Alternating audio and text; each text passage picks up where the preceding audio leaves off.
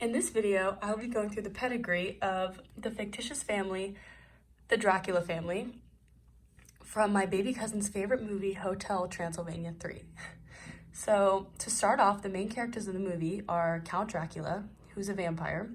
He has an offspring with another vampire, Martha, and has their only daughter, Mavis, who's also a vampire.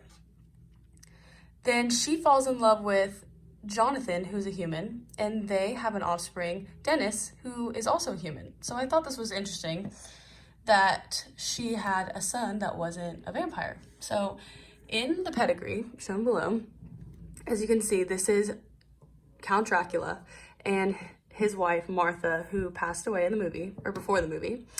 But we know she was a vampire, and that means that Mavis is obviously a vampire as well, and Jonathan, human, unaffected, and Dennis, unaffected. So if there's a few possible modes of heredity for the vampire gene.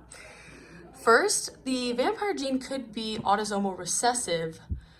So in that case, the human gene, capital H, would be dominant to the vampire gene, lowercase h. So obviously both of her parents were vampires, so they were both homozygous recessive.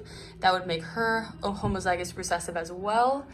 And Jonathan, who's a human, can actually either be homozygous dominant for H, or he can be heterozygous. But if he was heterozygous, then there would be a 50% chance that the child would be a vampire. But we're just gonna say that he's just a pure human, and so that would make Dennis a human as well. Another possibility is that it could be X-linked dominant. So obviously Count Dracula has the dominant vampire gene V on his X chromosome, and his wife would actually have to have only one dominant V on one of her X's so that Mavis could have only one X.